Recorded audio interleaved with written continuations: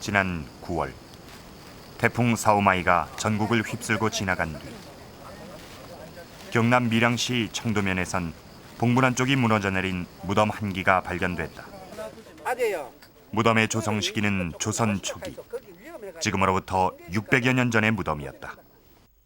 일단 그때 계속해서 비가 왔으니까 비가 그치고 난 다음에 확인을 해보니까 그 아주 그 계행의 넓이가 한 1m 이상 넓게, 폭도 한 1m 가까이 이와 같이 직화로 내려가면서 계행을 만들었는데 석실 후미 부분에 면석을 완전히 제껴버렸어요. 제끼고 난 다음에 도굴꾼들이 안에 들어가서 발자국 흔적이 있어요. 있는데 내장품은 무엇을 가지고 왔는지 알 수가 없고.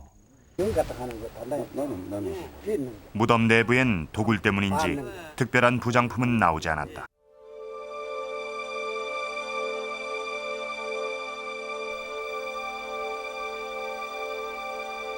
그런데 발굴팀의 눈길을 끄는 것이 있었다. 무덤 안 석실 벽면에 그려진 그림이었다. 그림이 그려진 건 모두 세개 벽면. 무덤이 조성될 당시 사람들의 모습이 생생하게 그려져 있었다. 600여 년 만에 세상의 모습을 드러낸 벽화. 그 안엔 고려 사람들이 있었다.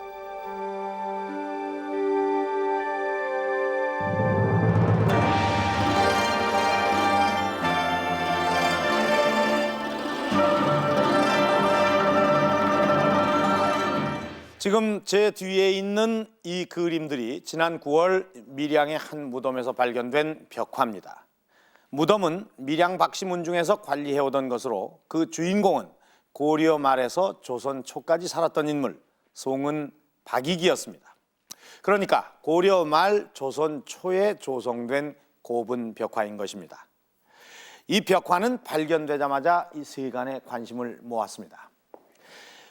고려 벽화의 웅장함이나 또 섬세함은 우리가 익히 알고 있지만은 그보다 8세기 뒤인 고려시대, 그것도 고려 말 조선 초의 무덤에서 벽화가 발견된 예는 극히 드물기 때문입니다. 더욱이 이 벽화는 이 당시의 풍속을 아주 사실적으로 묘사를 하고 있습니다. 자, 이 그림을 한번 보십시오. 자, 이건 고려시대 공민왕릉에서 발견된 벽화인데 얼핏 보기에는 사람의 모습입니다. 그런데 이 머리 부분을 좀 자세히 봐주시기 바랍니다. 12간지의 동물들이 그려져 있습니다. 바로 12지 신상입니다. 이 외에도 이 대표적인 고려 벽화로선 경기도 개풍군 수라감동에서 발견된 수라감동 1호분 벽화, 그리고 파주 서곡리 벽화에서도 이 12지 신상이 그려져 있습니다. 그리고 이 벽화는 경남 거창군 둔마리에서 발견된 고려시대 벽화인데 여기에는 12지 신상 대신에 이 악기를 연주하는 그런 선녀의 모습이 그려져 있습니다. 자, 이렇게 고려시대 고분 벽화에 그려진 그림들은 추상적이면서도 아주 종교적인 색채가 강한 것이 그 특징입니다. 그런데 이 박익묘의 벽화에서는 특이하게도 일상적인 인물들을 소재로 당시의 풍속을 그려놓고 있습니다. 때문에 우리는 이 그림들을 통해 아직 많은 부분이 베일에 가려져 있는 고려시대 또 조선 초의 우리 선조들의 모습을 들여다볼 수가 있습니다. 자, 그럼 우선 벽화가 발견된 현장으로 가보겠습니다. 벽화가 발견된 곳은 경남 밀양시 청도면 고범리. 마을 뒷산에 있던 무덤이 태풍에 무너져 내리면서 벽화가 그 모습을 드러냈다.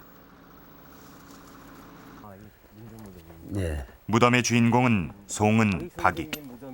무덤은 그 후손인 밀양박씨 문중에서 관리하고 있었다. 무덤에선 발굴 작업이 한창 진행 중이었다. 취재팀이 도착했을 때 발굴팀은 무덤 석실 안으로 들어가기 위해 석실의 북쪽 벽면을 끌어올리고 있었다. 벽면의 손상을 막기 위해 작업은 신중하게 진행되고 있었다. 자, 좀 올려보세요. 가만히 있어요. 큰거 가져왔는데 이거 1시간여의 작업 끝에 북쪽 벽이 옮겨지고 석실 내부로 들어갈 입구가 생겼다. 드디어 석실 내부가 공개됐다.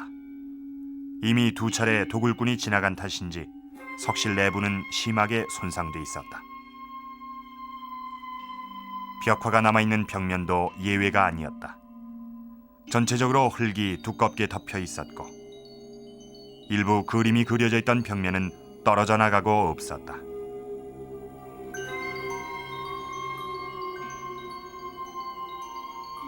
그러나 다행히도 일부 남아있는 그림은 제법 선명한 편이었다.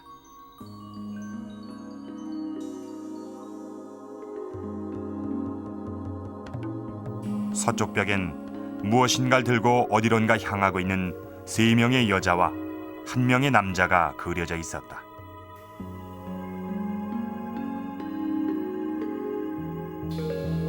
동쪽 벽은 서쪽 벽보다 좀 더 많은 그림이 남아 있었다.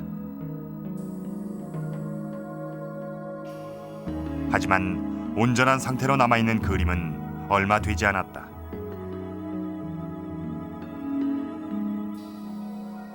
무엇인가를 들고 있는 여자 3명과 그 뒤에 일부 손상된 채 남아있는 남자 1명, 모두 4명이다. 그런가 하면 동쪽 벽 끝부분에도 그림이 남아있었는데 매화와 대나무였다. 마지막으로 그림이 남아있는 벽이 남쪽 벽. 여기엔 한 사람만이 그려져 있었는데 말고삐를 잡고 있는 남자였다.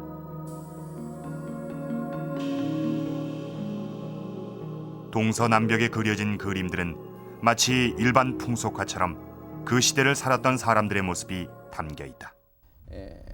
여기서 나타난 풍속화는 고려시대 회화로서는 현재까지 유일한 것입니다. 그래서 그 시대의 대체적인 어떤 그 고려사라든지 하는 그 문헌 기록에 일부 묘사가 되어 있습니다만은 그러나 이것을 구체적으로 그림으로서 생생하게 보여주고 있다는 점은 그 시대의 의복 구조라든지 두발, 그 다음에 생활 기물들, 그 다음에 풍속 이런 것들을 종합적으로 우리가 이해할 수 있지 않을까 그렇게 생각합니다. 발굴팀은 그림을 더 찾아보기도 했다. 벽면에 흙의 덮개가 심하게 껴서 그 아래 숨겨진 그림들이 더 있을 가능성이 있었다. 북쪽 벽과 똑같은 방법으로 남쪽 벽을 끌어올렸다.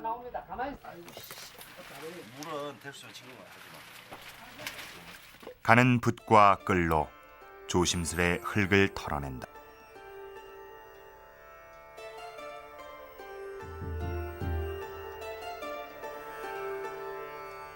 한 시간쯤 지났을까. 희미한 선이 보이기 시작했다. 그리고 잠시 후 모습이 온전하게 드러났다.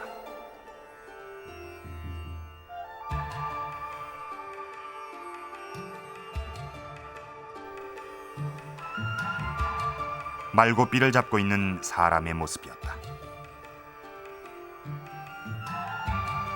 두 사람이 말고삐를 잡고 서로 마주보고 있는 것이 남쪽 벽에 나타난 그림이었다.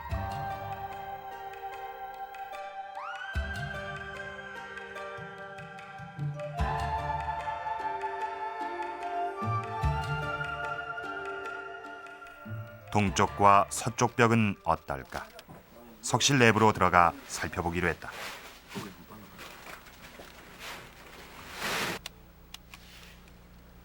동쪽과 서쪽 벽은 벽면에 떨어져 나간 부분이 많아 일부 그림만이 남아 있었다. 발굴팀은 우선 보존 처리 작업을 하기로 했다. 남아있는 부분마저도 떨어지기 쉬운 상태여서 약물 처리로 벽면을 안정시켰다.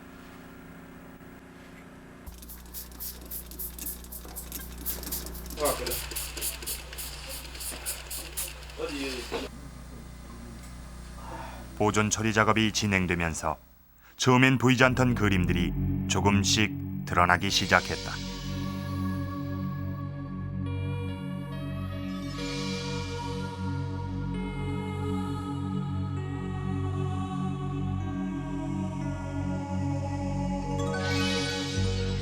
그렇다면 동쪽과 서쪽 벽엔 어떤 그림들이 더 남아 있을까?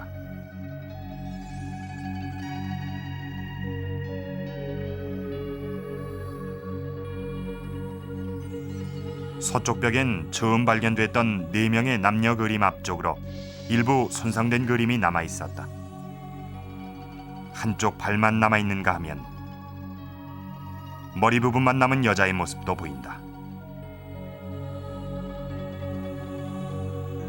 그리고 그 위로 찻잔 같은 그릇을 든 손이 보인다. 한 무리의 사람이 또 있었다.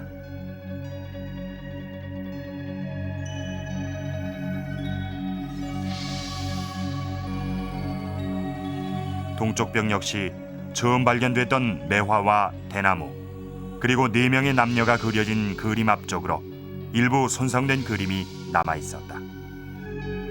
비록 아랫부분만 남아 있지만 여기에도 한 무리의 사람들이 그려져 있었다. 그리고 이들도 무엇인가를 들고 가는 모습이다.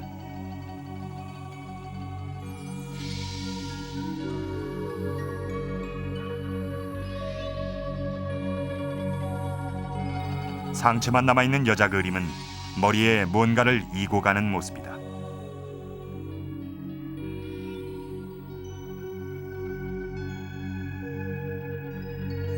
사람들 외에도 남아있는 그림이 있었다. 사람과 사람 사이에 매화인 듯한 그림이 남아있고 천장과 벽면 사이엔 당초 문양이 남아있다.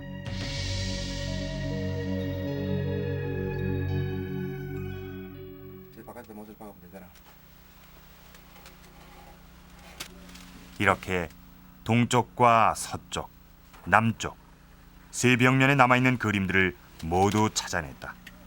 그렇다면 이제 벽화의 전체적인 모습을 그려볼 수 있을 것이다. 발굴팀의 이동주 박사의 도움을 받아 벽화의 전체 모습을 그려보기로 했다. 잠시 후 전체적인 모습이 조금씩 윤곽을 드러냈다. 매화, 난초, 이 그림이 남쪽 입구 쪽 양측에다가 양장벽에 첫째로 먼저 배치하고 그 다음부터 인물화가 묘사되고 있습니다. 이 인물화는 보면은 일단 4명씩 지금 남아 있는 부분을 통해서 봤을 때는 여기 또 4명이 나타나고 여기도 4명이 나타나고 여기도 4명이 나타나고 있기 때문에 나머지 이런 훼손된 부분들도 역시 4명씩 세트 관계를 가지고 있는 것으로 추정됩니다. 현재 벽화에 남아있는 부분들을 컴퓨터 그래픽으로 복원해봤다. 600여 년 만에 세상의 모습을 드러낸 송은 박익묘의 벽화는 이런 모습이었다.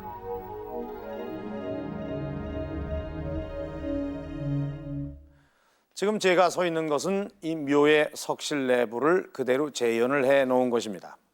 그런데 이 실제 이 석실의 크기는 가로가 90cm, 세로가 2m, 높이가 80cm로 사람이 들어가서 서 있기에는 다소 불편한 그런 크기입니다. 그래서 실제 크기보다 2배로 확대해서 재현을 해 놓은 것입니다. 현재 그림은 이 동쪽, 서쪽, 또 남쪽 이렇게 세 벽면에 남아 있는데 그중 제 뒤에 있는 이 남쪽 벽면은 비교적 아주 온전하게 남아 있습니다.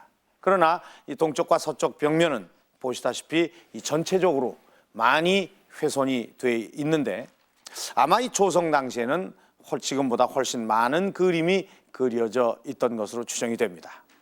자, 우선 이 서쪽 벽면을 보면은 이 선명하게 이 남아 있는 이 4명의 사람 외에 그 앞쪽으로도 이렇게 저 앞쪽으로도 사람의 모습이 보입니다.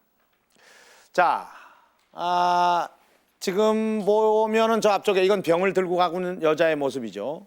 그리고 그 뒤에는 이 찻잔을 잡고 있는 그런 손이 보입니다. 아마 그 부분에도 그림이 그려져 있었다는 그런 얘기입니다.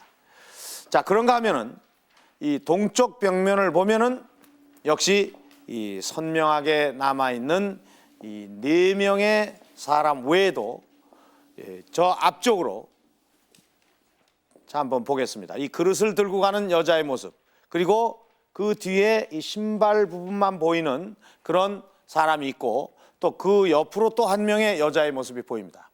그리고 맨 뒤에 머리에 뭔가를 이고 가는 여자의 모습이 보입니다. 모두 4명입니다. 자, 이렇게 훼손된 부분을 보면은 이 그림의 원래 모습을 추정을 해볼 수가 있는데, 4명씩 한 조가 돼서 한 그룹, 또 2그룹, 그리고 이쪽에 있는 이 옆에까지 3그룹이 그려져 있던 것으로 추정이 됩니다. 그러니까 모두 12명이죠. 그리고 현재 이 동서벽면이 좌우 대칭 구조로 되어 있는 것으로 봐서 이 서쪽도 같은 구도로 그림이 그려져 있던 것으로 보입니다. 그러니까 각 12명씩 모두 24명의 사람들이 어딘가로 가고 있는 그런 모습입니다. 자, 그런데 이 벽화를 보면 한 가지 의문이 생깁니다. 이 북쪽면과 또 천장에는 이 그림이 전혀 그려져 있지 않다는 것입니다. 대개 이 벽화들은 동서남북 4개의 벽면은 물론이고 이 천장까지도 그림이 다 그려져 있습니다. 그렇다면은 이 벽화의 북쪽 벽면과 천장에도 그림이 있었던 걸까요? 또 만약 있었다면 어떤 그림이 그려져 있었던 걸까요?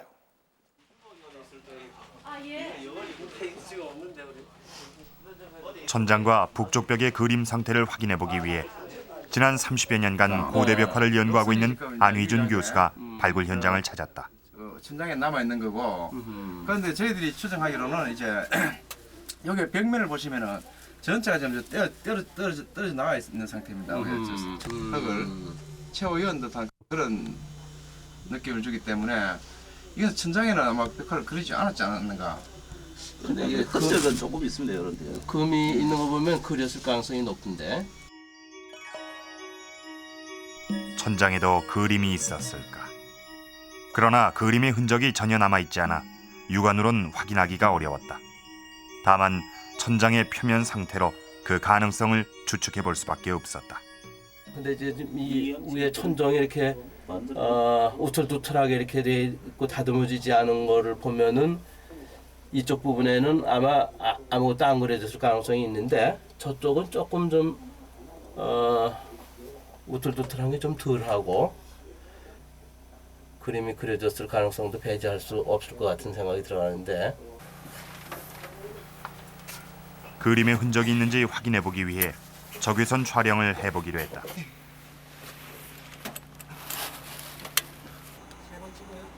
세 번 찍읍시다.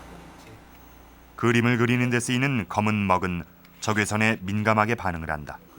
때문에 천장에 적외선을 쏘면 육안으로 보이지 않던 먹선도 선명하게 드러날 것이다. 오케이. 됐어. 하나만 더 해. 예상대로였다. 지금 어디 부분이에요? 천장의 남쪽 부분에서 그림의 흔적인 듯한 먹선이 드러났다. 그 결과를 알아보기 위해 국립문화재연구소 보존과학연구실을 찾았다.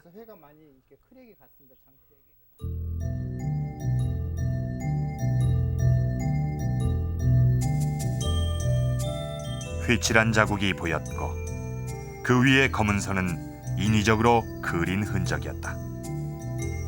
천장에는 각 벽화와 마찬가지로 일단은 회를 바른 상태에서 회가 많이 이렇게 크랙이 갔습니다. 장크랙이.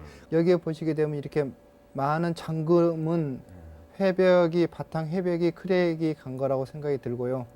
이 지금 굵은 흑색으로 나타난 것은 인위적으로 그림을 그렸던 흔적의 한 부분입니다.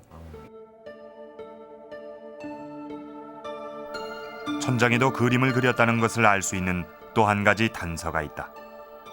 바로 벽면과 천장 사이에 그려진 당초 문양이 그것이다. 평양에 위치한 고구려 시대 대표적인 고분 벽화인 덕흥리 고분 벽화.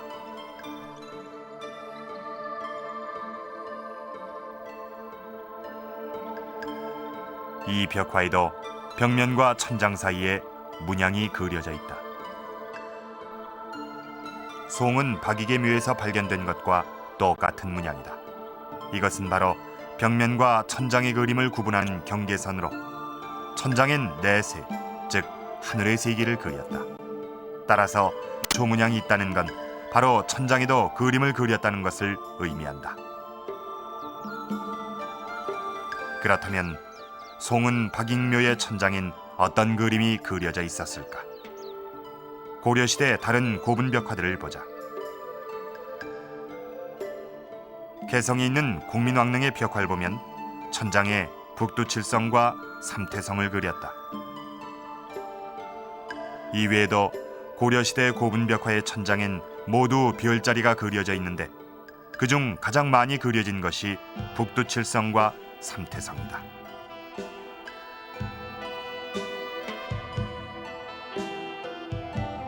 여기에 보이는 이러한 선이 여기 점도 보이고 그러는데 이런 선이 말하자면 이 별과 별을 이어주는 그러한 선은 아닐까. 그리고 이 동그란 이런 점은 어떤 별 하나를 나타내는 것이 아닌가. 이게 조각이기 때문에 전체 윤곽을 우리가 파악을 할 수는 없지만은 그래서 천정에 무언가 그려졌었다 그러면은 천상의 세계 또는 그 하늘의 세계를 나타내는 1월 성신을 그렸을 가능성이 있다. 천장에 그림을 그렸다면 북쪽 벽에도 그림을 그렸을 가능성은 더욱 커진다. 과연 그림의 흔적이 남아있을까?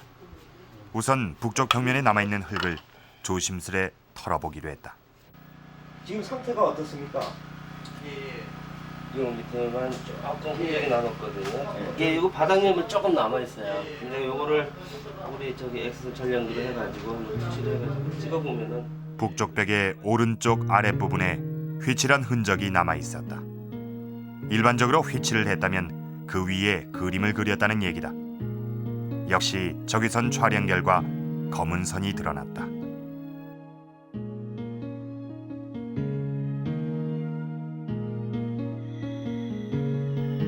그런데 남쪽 벽의 아래쪽에 비슷한 모양의 선이 있다. 벽돌을 쌓은 듯한 모양의 그림을 그리고 그 위에 인물을 그린 것이다. 이러한 구도는 동쪽 벽도 마찬가지다. 동쪽 벽에도 인물 그림 아래쪽에 벽돌을 쌓은 듯한 모양의 그림을 그렸다. 북벽의 하부에 먹선이 관찰되는 것으로 봐서 남쪽의 중앙에 있는 것과 같이 북벽의 중앙에도 분명히 벽화가 그려져 있을 것으로 생각이 됩니다. 그렇다면 북쪽 벽엔 어떤 그림을 그렸을까? 고구려 고분 벽화에 그 의문을 풀 수 있는 단서가 있다. 대부분의 고구려 고분 벽화는 북쪽 벽에 특별한 사람을 그리고 있다. 바로 무덤의 주인공과 그 부인들이다. 대개 이제 고구려의 전통이 면면이 이어져 내려왔다고 가정을 한다고 그러면은 지금 이 408년에 축조된 덕흥리 고분하고 비교해 볼 수 있지 않을까 이렇게 생각합니다. 이게 408년 덕흥리 고분인데 현실로 들어가는 그 말하자면 전실 북벽에 그려져 있는 것이고 주인공이 그려져 있고 거기 13군 태수가 이제 말하자면 보고를 하는 그런 조회 장면인데 여기도 주인공이 북쪽에 그려져 있기 때문에 인물들이 전부 북쪽을 향하고 있거든요. 그래서 이러한 비슷한 일이 아마 이 고분 벽화 제작 시에도 나타났을 거 아닌가 그런 생각을 이제 하게 됩니다. 덕흥리 고분 벽화에서 13군 태수가 일제히 바라고 있는 곳은 북쪽이다. 그리고 그곳엔 주인의 모습이 그려져 있다. 송은 박익묘 벽화의 구도도 덕흥리 고분 벽화와 똑같다. 동쪽과 서쪽에 그려진 인물들은 일제히 한 곳을 바라보고 있는데 바로 북쪽이다. 600여 년 전 처음 벽화를 그렸을 땐 바로 이런 모습이었을 것이다.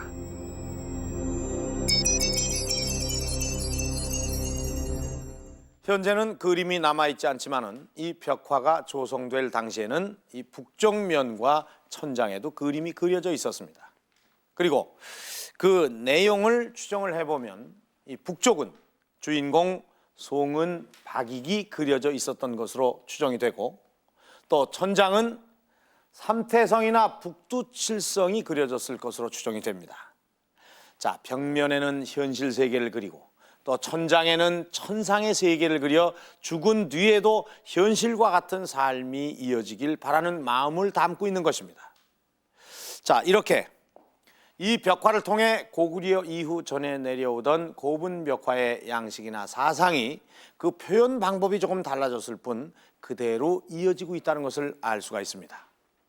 그런데 이 발굴 중에 묘지석이 발견되면서 한 가지 의문점이 제기가 되었습니다. 자, 이 묘지석은 지대석 밑에서 발견이 됐는데, 이 묘지석에 새겨진 글을 보면은 이 무덤의 주인공은 박익이 분명한 것으로 나타나 있습니다. 그런데 문제는 사망연대입니다. 자, 박익의 사망연대가 경자년 2월 세종 2년, 그러니까 1420년으로 나타나 있는데, 그렇다면은 이 문집의 사망연대인 1398년과는 무려 22년이나 차이가 납니다. 그렇다면 박익이 살았던 그 정확한 연대는 언제일까요? 또 박익이 과연 어떤 사람이었길래 그 당시 지방에서 흔치 않았던 무덤 벽화가 만들어졌던 것일까요?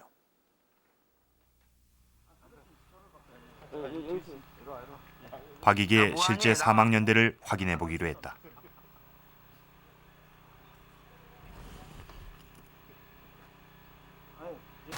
사망 연대를 확인하는 방법엔 여러 가지가 있다. 그중 유골의 상태를 파악해 보는 것이 가장 쉽고 정확한 방법이다.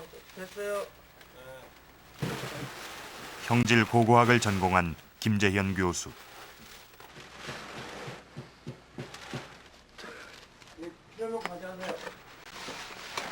김 교수가 유골을 통해 확인하려는 건 송은 박익이 처음부터 이곳에 묻혔는지 아니면 이장을 했는지의 여부다. 묘지석의 기록에 의하면 박익이 이곳에 묻힌 것이 1420년이다. 따라서 1420년에 사망했다면 처음부터 이곳에 묻혔을 것이고, 문집의 기록대로 1398년에 사망했다면 다른 곳에 있다가 1420년 이곳으로 이장했을 가능성이 높은 것이다.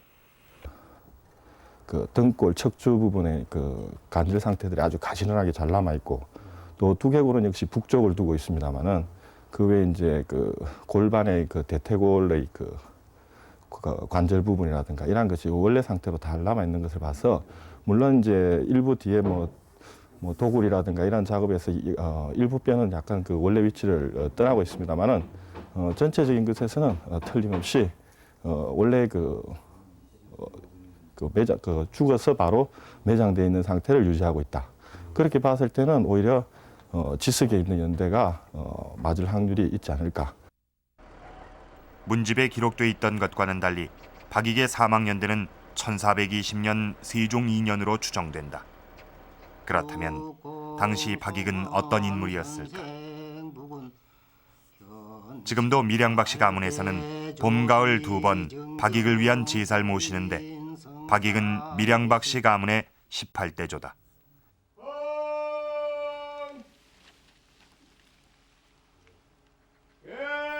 당시 밀양박씨가 어느 정도 권세를 누렸는지 알아본다면 박익의 삶이 어떠했는지도 추정해 볼 수 있을 것이다. 박씨가 최고 명문에 속하는데, 그래서 그 박씨 중에서도 가장 으뜸가는 그 파가 밀양 박씨들입니다. 이 밀양 지방에 지배적으로서 살고 있던 이 밀양 박씨는 밀양 지방에서 가장 그 경제력과 권력과 또 부와 또 자기네들의 문한을 갖춘 집이었습니다. 박익이 살아있던 시절, 밀양 박씨는 권력과 부를 두루 갖춘 집안이었다. 실제 박익의 묘지석에 보면 박익은 살아생전 사제소감이란 벼슬을 지낸 것으로 기록돼 있다. 사제소감, 어떤 직책이었을까? 사제감이라는 것은 어떤 관청이고 보면은 궁중에 쓰는 고기라든가 물고기라든가 소금이라든가 혹은 또 이래 땔감이라든가 이런 것을 공급하는 조달청이었습니다. 그런 관청의 책임자는 장관은 감이고 그 차관이 소감입니다. 요즘으로 치면 행정부처의 차관에 해당할 정도의 고위관직인 사제소감. 당시 박익의 권세가 어떠했을지 짐작할 수 있다. 그러나 박익은 1392년 조선이 건국되자 관직을 버리고 고향 마을로 내려온다. 그가 낙향한 이유는 고려에 대한 충절을 지키기 위한 것이었다. 고려시대 충신들을 기록해놓은 여조 충렬록에 보면 조선이 건국되자 고향으로 내려가 은둔 생활을 한 72명의 이름이 기록돼 있는데 그중 한 명이 송은 박익이다. 자기가 몸담고 있는 국가, 사회를 끝까지 지켜내려고, 그래서 그것이 여의치 않았을 때 다른 왕조에서는 복무하지 않기 위해서 자기 고향에 은둔해서 제자 교육과 또 지방사회의 그 예속 질서를 만들어 나가는데 크게 기여했던 어떻게 저리의 선비다, 이렇게 얘기를 할 수 있을 것 같습니다. 송은 박익은 고려의 충절을 지킨 사문인 목은 이색, 야은 길제, 그리고 포은 정몽주와도 절친한 사이였다.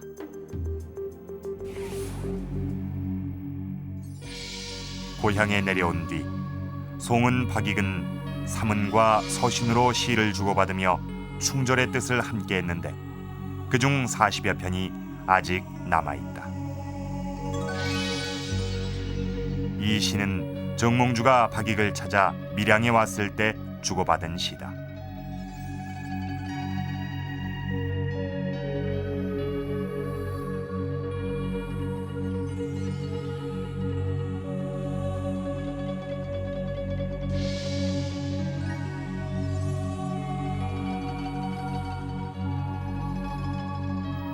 송은 박익의 충절은 조선 조정에서도 기려졌다. 정종 때 박익의 아버지와 할아버지가 영상과 영돈영으로 추정되고 박익은 충숙이라는 시호를 받았다. 그러한 누대 고위 간직과 부와 권력을 가진 지방의 향호 아니겠습니까? 도니까 그 분묘를 상당히 호화롭게 장식할 수 있었죠. 그래서 그와 같은 지방에서는 처음 보는 호화분묘, 즉 분묘 안에 벽화를 그리는 그러한 분묘가 이루어졌다고 생각됩니다. 고려 충신이었던 송은 박익, 그의 고려에 대한 충절은 이 그림 속에서도 잘 나타나 있습니다. 이 그림을 한번 보십시오. 자, 이거는 매화이고 또 이 대나무는 벽이 훼손되어 있어서 잘 보이지 않습니다. 자, 이러한 그림은 동서벽면의 인물들 사이에 그려져 있는 것으로 추정이 되고 있습니다. 자, 그런데 이 그림을 한번 보십시오. 이 박익묘에 그려진 것과 아주 비슷하죠. 이것은 개성에 있는 태조 왕건릉의 벽화에 있는 그림입니다. 자, 이쪽에 있는 이것은 매화와 대나무가 있고 또 이것은 소나무입니다. 자, 이 세 가지는 겨울에도 잘 견디는 식물이라고 해서 세한사무다 이렇게 얘기를 하는데 바로 충절을 의미합니다. 지금까지 이 세한사무가 등장하는 벽화는 이 고려 태조 왕건릉이 유일했습니다. 그런데 이 중 이 소나무만 제외한 이 매화와 대나무가 이 박익묘에 등장을 하고 있는 것입니다. 바로 이 박익의 충절을 기리기 위한 그림이라는 것을 어렵지 않게 짐작할 수가 있습니다. 그렇다면 이 벽화에 그려진 또 다른 그림들은 어떨까요? 자, 우선 이 동서 벽면에 훼손된 부분까지 모두 이 24명의 사람들이 어딘가로 향하고 있었습니다. 이들은 바로 북쪽을 향해 가고 있는 것입니다. 자, 어디로 무엇을 하러 가는 것일까요?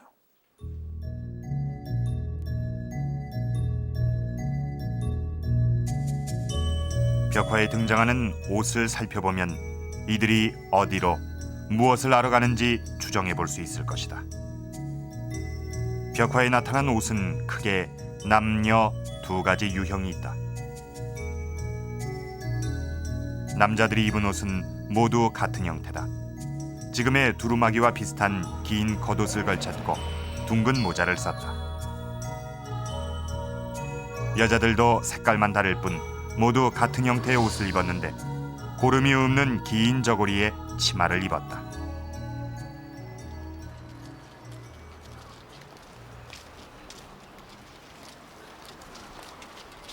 지금 복식이 여자 복식 언제 어떤 용도로 입는 옷인지 알아보기 위해 국립민속박물관을 찾았다.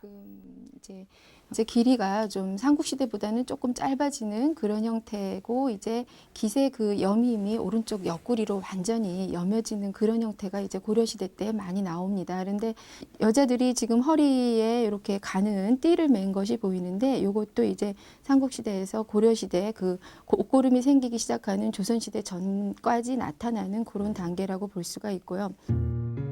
실제 고려시대 출토복 중 일반 여성들이 입었던 평상복을 살펴보면 벽화 속의 옷과 그 형태가 똑같다.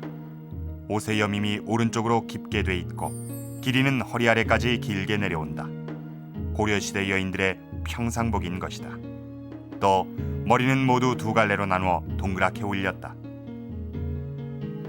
고려시대 풍속을 담고 있는 중요한 사료인 고려 불화에서 비슷한 머리 모양을 찾을 수 있었다. 이 불화엔 고통받고 있는 중생들의 모습이 그려져 있는데 그중 한 여인의 머리가 벽화 속 여인의 머리와 똑같다.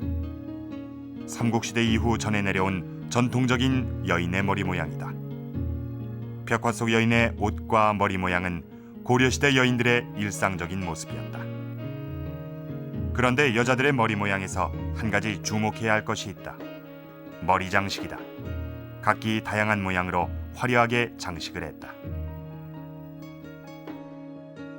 상당히 특징적인 거가 화관을 쓰고 있어요. 그러니까 우리가 말하는 족두리라든지 이러한 것보다 어떤 그 꽃 형태의 이렇게 오른쪽으로 들어가 보면 이 양쪽에 보면 이렇게 꽃 봉우리가 있거든요. 그러면 어떤 꽃관 형태, 꽃관 형태 어떤 관을 쓰고 있고 물론 다 그렇지는 않습니다. 다른 분은 보면은 이렇게 환두 형식으로 머리를 감아서 이렇게 올린 것도 있긴 하지만 또 대부분 여자들이 이렇게 머리 위에다가 꽃관 장식했다. 즉 그것은 평소에 그렇게 했다라기보다 이분이 어떤 그런 의례적인 것, 이게 장 속에서 나타나는 이분을 어떤 그 추앙하기 위한 그런 거라면 관을 갖춘, 의관을 갖춘 그러한 특별한 것으로 상당히 흥미로운 겁니다. 이러한 사실을 뒷받침해주는 것이 현재 일본에 소장돼 있는 변상도다. 변상도엔 궁궐의 시녀들이 했던 두 가지 모양의 머리가 나오는데 머리 장식을 하지 않은 건 평소의 모습이고 꽃 장식을 한 건 의례에 참여하는 모습이다. 벽화 속 여인들과 똑같은 장식은 아니지만 머리에 장식을 했다는 건 특별한 의례에 참여하기 위한 것임을 알 수 있다.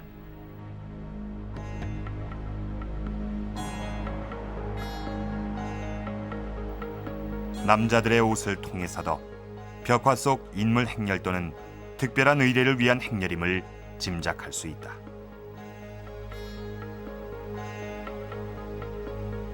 남자들이 걸친 긴 옷은 고려시대 관리들이 많이 입던 깃이 둥근 형태의 포, 바로 달령이다.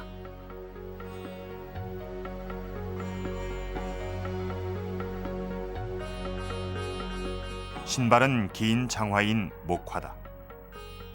고려시대 관리들이 달령과 함께 신던 신발이다. 고려시대 관리의 일반적인 복장은 목화와 달령, 그리고 모자는 복두를 썼다. 그런데 벽화 속에 등장한 남자의 모자는 복두가 아니다. 이것은 어떤 모자일까?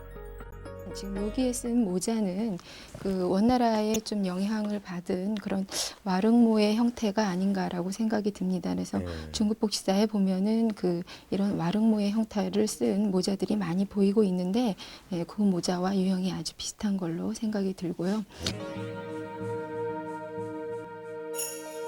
원나라 때 쓰여진 잡과사전인 사림광기에 보면 벽화 속의 남자가 쓴 모자와 유사한 모자들이 등장한다.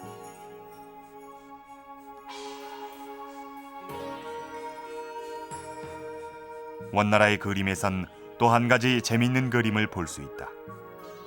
관리 옆에서 시중을 들고 있는 하인이 관리의 모자를 들고 있는데 박익묘 벽화의 동쪽 벽에 그려진 여인이 모자를 들고 있는 모습과 흡사하다. 남쪽 벽엔 또 한 종류의 모자가 등장한다. 말고삐를 잡고 있는 남자가 쓴 모자는 관리들이 쓴 모자보다 높이가 낮고 둥근 형태를 띠고 있다. 남문벽에 이제 그 말을 이렇게 끌고 가려고 하는지 두 분의 거 있지 않습니까? 근데 그게 머리에 우리나라 형태로 상당히 특이한 그 발립형, 이제 그 발을 이렇게 그릇을 이렇게 엎어놓은 것 같은, 그리고 위에다 이렇게 그 두 개의 어떤 그 깃털을 장식한 것 같은 거, 이러한 형태가 이제 우리나라 쪽에서는 낯선 거예요. 그래서 이것이 어떤 몽고의 마지막 유죄. 1274년부터 80여 년간 원의 간섭을 받던 고려시대, 관리들은 복도 대신 원의 영향을 받은 모자를 썼던 것이다. 관복을 입은 남자와 머리 장식을 화려하게 한 여인, 이들은 특별한 의례를 위해 옷을 갖춰 입은 것이다. 어떤 특별한 의례를 위한 행렬이다. 자, 그렇다면 그림을 다시 한번 살펴보도록 하겠습니다. 이 그림 속의 사람들은 한 가지 공통점이 있습니다. 뭔가 물건을 하나씩 들고 있습니다. 자, 이 서쪽 벽면의 사람들을 보면은요, 이 대부분 이 그릇 종류를 들고 있는데, 지금 앞에 보이는 이 사람은 이 두 개의 둥근 그릇을 들고 있고요. 또 여기에는 조금 더 큰 그릇을 두 손으로 받쳐 들고 있는 그런 모습이 보입니다. 자, 반대쪽 벽면을 한번 보도록 하겠습니다. 자, 여기에 보면은 이 아주 빨간 직사각형 모양의 판을 아주 정성스럽게 이 두 손으로 받쳐 들고 있는 이 여인의 모습이 보입니다. 이 물건들은 과연 무엇일까요? 그리고 또 한 가지 흥미로운 건 이 행렬도에 나타난 사람들의 표정입니다. 모두가 한결같이 살며시 미소를 짓고 있는 그런 모습들입니다. 대체 이 행렬은 무엇을 의미하고 있는 걸까요?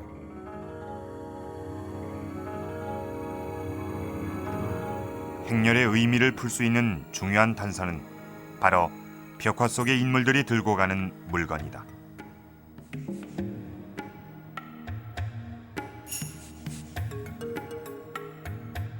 벽화 속에 등장하는 물건 중엔 독특한 생김의 물건도 있지만 흔히 보던 그릇이나 병 종류도 있다. 이 물건들은 어디에 쓰기 위한 것일까?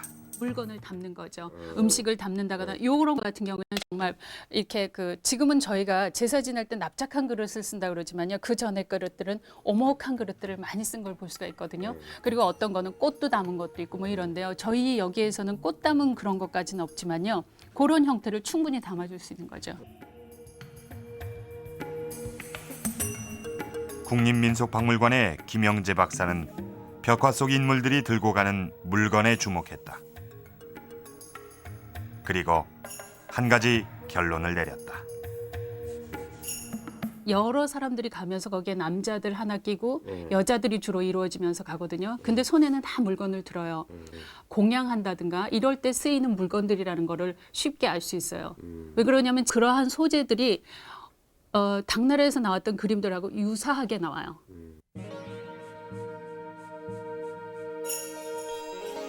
실제 당나라 고분 벽화에 등장하는 그림은 벽화 속의 그림과 유사하다. 의복을 갖춰 입은 여인들이 물건을 하나씩 들고 가는데 그 물건들도 박익묘의 그림들처럼 대부분 그릇 종류다.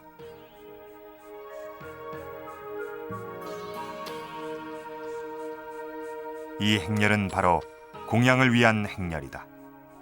불교가 성행했던 당나라 땐 벽화 속에 공양도를 유난히 많이 그렸다고 한다.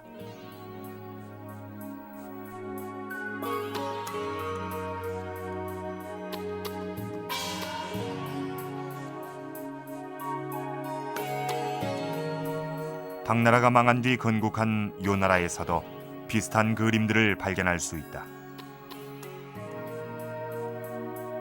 11세기 후반에 그려진 고륜 이로묘 벽화에서도 물건을 들고 가는 남녀의 행렬이 그려져 있는데 이 그림 역시 불교적인 의례 행위인 공양도다. 이 시녀라든가 시남 이런 그 남녀가 섞여서 하나의 그런 그 행렬을 이루면서 특히 손에 여러 가지 그런 세속적 그런 그 지물들을 들고 있는 그런 모습은 이제 당대부터 특히 이제 영태 경주묘라든가 이런 데서부터 본격화되기 시작해서 이 요나라 고분벽화에서 아주 크게 유행을 하는 것 같습니다. 그래서 이제 여기 그 미량 고분벽화에서도 그 인물, 남녀, 군상들이 여러 가지의 그런 그 이 세속적인 지물 아마도 음식 공양이라든가 뭐 이런 거하고 이제 관련되는 걸로 이제 추측이 됩니다. 그렇다면 박익묘에 등장하는 물건들도 공양의식을 위한 것일까? 벽화에 가장 많이 등장하는 것이 그릇류다. 이 그릇에 음식을 담았다면 그것이 바로 공양물이다. 음식은 불교의식에서 가장 기본적인 공양물인 것이다.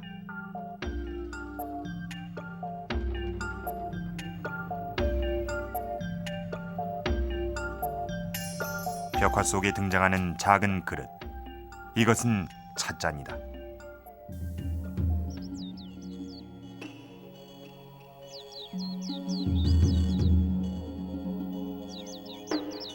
차도 불교의식에 쓰이는 공양물이었을까? 화엄경에 의하면 차로 공양을 했다는 기록이 있다. 차 하나만으로도 공양의식이 거행될 정도로 차는 불교의식에서 빠질 수 없는 공양물인 것이다. 벽화 속에 찻잔이 있다는 것은 벽화 속의 행렬이 공양 행렬이란 것을 의미한다.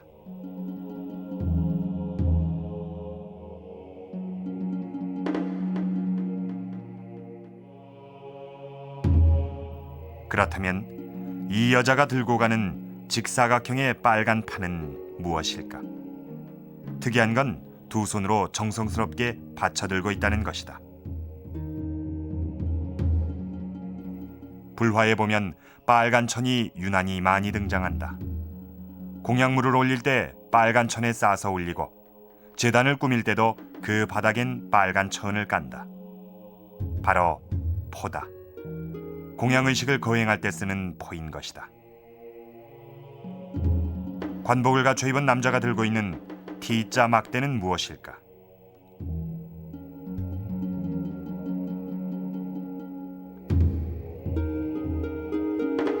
바로 당이다. 공양의식을 거행할 때 이 당에 빨간 천을 달아 절의 문 앞에 세워두는 것이다. 동쪽과 서쪽 벽에 있는 인물이 공양을 위한 행렬이라면 남쪽 벽에 그려진 말고삐를 잡고 있는 두 명의 사람은 누구일까?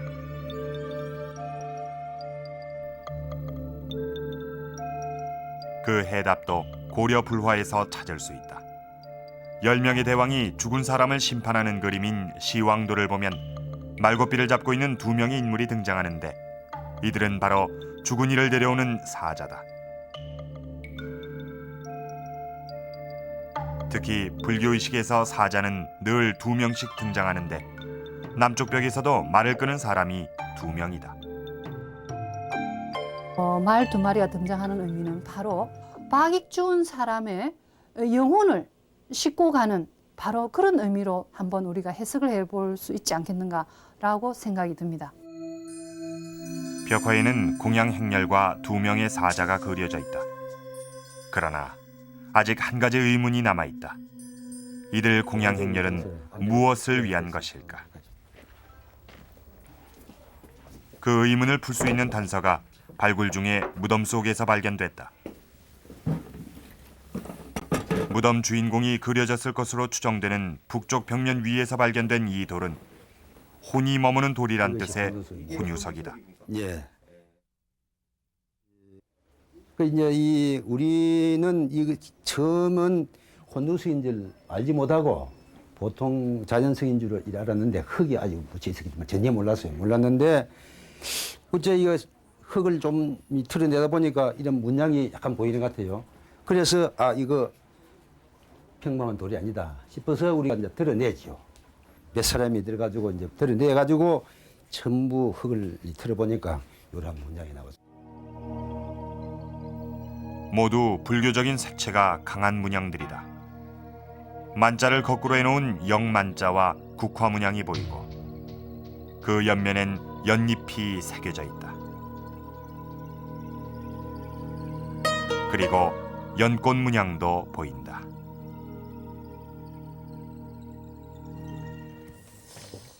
어디 있을 겁니다. 계속 아미타 신앙이니까 가늠도입니다.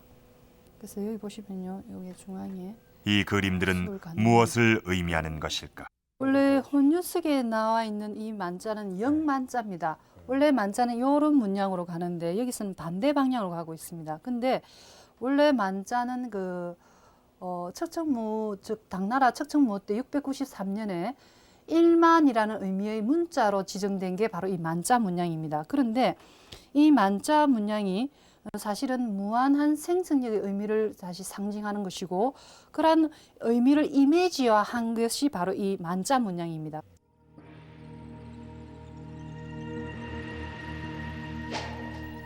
영만자는 무한한 생성력을 의미하는 문양으로 아미타 정토 사상을 담고 있다. 국화도 고려 불화에 많이 등장하는 문양으로 수복, 즉 장수를 의미한다. 연잎은 불교의 대표적인 문양으로 윤회를 상징한다.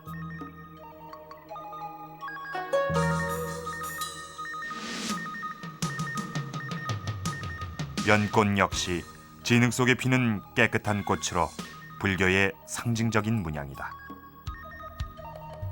그래서 여기에는 바로 아미타 정토 신앙 사상을 우리가 이 혼유석을 통해서 한번 엿볼 수가 있는 것 같습니다. 결국은 이 죽은 자가 결국은 서방 극락 정토에 왕생할 수 있다는 사상이 여기 그림으로 이미지화되어 나타난 것으로 우리가 볼 수가 있겠습니다. 아미타 정토 신앙이란 불교를 믿으면 죽은 뒤 극락 정토에서 온 아미타 보살이 죽은 이를 극락 세계로 데려간다는 신앙이다.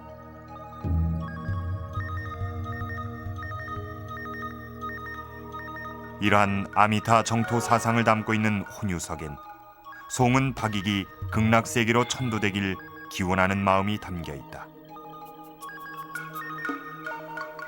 그리고 그 사상은 무덤 속 벽화로도 이어졌다. 고려는 전 국교가 불교였습니다. 그러나 조선은 배불 승유 정책이라고 이렇게 했지만은 정기에 있어서는 일반 생활에서는 유교적인 생활을 했지만은 사후의 세계에 있어서는 역시 이 불교적인 사상을 갖지 않았느냐 이렇게 싶어서 장례하는 절차에 있어서는 상당히 이 불교적인 요소가 강했다 하는 것을 이것을 통해서 알 수가 있습니다. 이러한 불교적인 의식이 박익묘 벽화에 그대로 표현돼 있었던 것이다. 행렬도는 박익을 극락으로 천도하길 기원하는 천도 공양 행렬이고 말고삐를 잡은 사람은 박익을 극락세계로 데려갈 사자인 것이다.